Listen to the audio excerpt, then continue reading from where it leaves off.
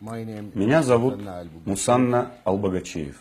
От своего имени и от имени ингушской диаспоры Ирака я хочу адресовать это послание моим братьям, ингушскому правительству и народу Ингушетии.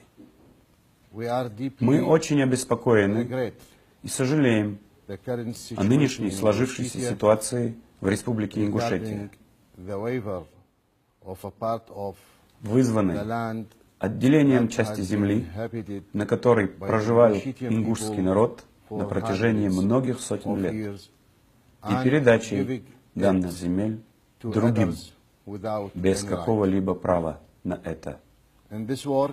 Как результат данных действий, ситуация в кавказских странах будет накаляться и приведет к расколу между братьями, связанными кровью и родством. Мы надеемся, что мы не позволим другим контролировать судьбу региона. И логика в том, что разум и мудрость должны доминировать.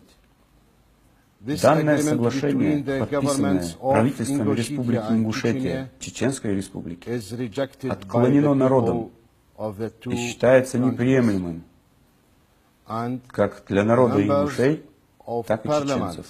Члены парламентов обоих стран должны отклонить, ни в коем случае не должны ратифицировать данное соглашение, чем сорвут планы и возможность разжечь огонь противостояния в регионе.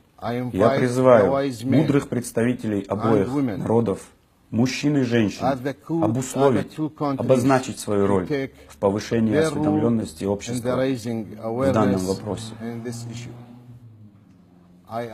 Также я хочу адресовать свое послание ингушскому правительству. У вас нет прав отдавать то, чего у вас нет. Земля вам не принадлежит. Она принадлежит нации, народу, который живет на этой земле сотни лет.